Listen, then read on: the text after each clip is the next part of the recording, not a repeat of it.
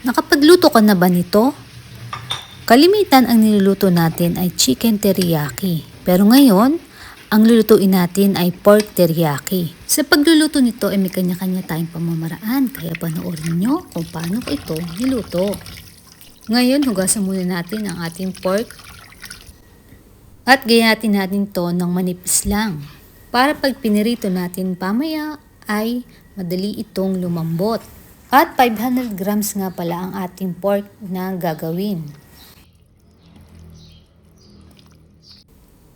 Ngayon, sumulan na natin itong lagyan ng bawang. Ng kalamansi, mga 4 na piraso.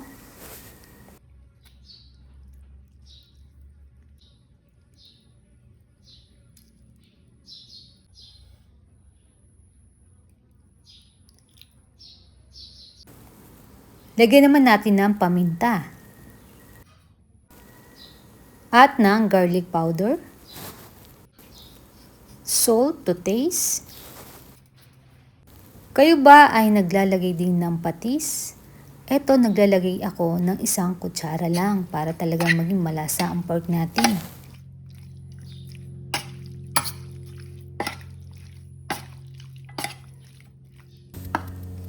O, diba madali lang?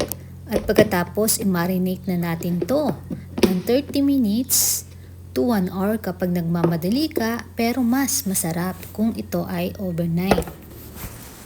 At pagkatapos natin itong i-marinate, handa na natin ang ating cornstarch. Pwede rin naman na all-purpose flour kung anong meron kayo. At scrambled egg para lalong kumapit itong ating cornstarch.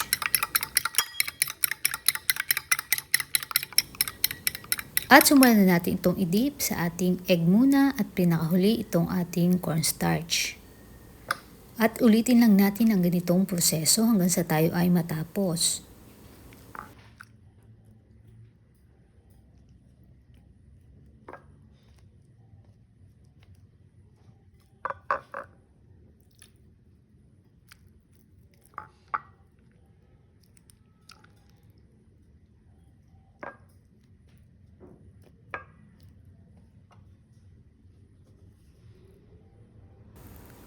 At pagkatapos ay handa na natin ang ating kawali na may mantika.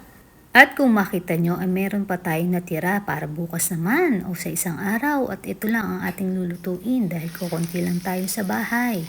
Kaya simulan natin itong iprito. At kailangan mainit na mainit ang ating mantika at nasa medium heat lang tayo para hindi ito masunog.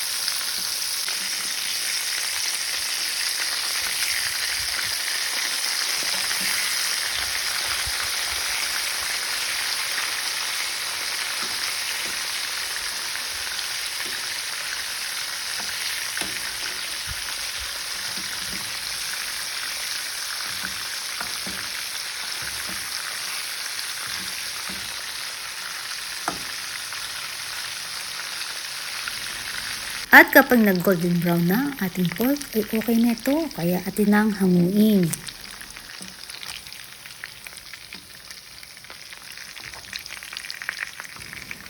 At pagkatapos natin itong iprito, ay maghanda muna tayo sa ating kawali ng toyo, 2 kutsara, at 2 ring kutsarang honey.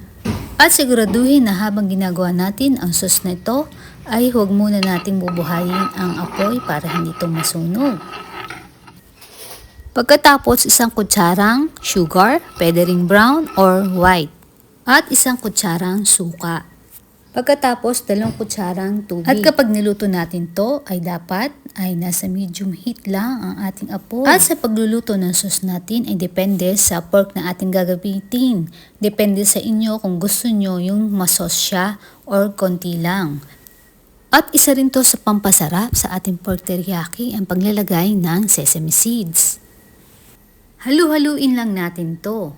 At kapag nakakita nyo na medyo bumubulak na, ay pwede na ang ganito. At pagkatapos ay ilagay na natin ang ating pinirito na pork kanina. Hanggang sa ma-absorb nito ang kanyang mixture o sauce ay atin lang medyo halu-haluin ng konti. At masarap kung talagang malapot yung mixture o sauce na nakakapit sa ating pork. Kaya dapat yan, takpan muna natin para talagang ma-absorb niya yung sauce. At ayan, pwede na to. At ihanda na natin ang kanin. Simulan na natin kumain. At sana naman may natutunan kayo sa content kong ito. At kung meron, makikishare naman para makaabot din sa iba. Kaya itong inyong Batang Ganyang Kabatang. Hanggang sa muli. Bye-bye!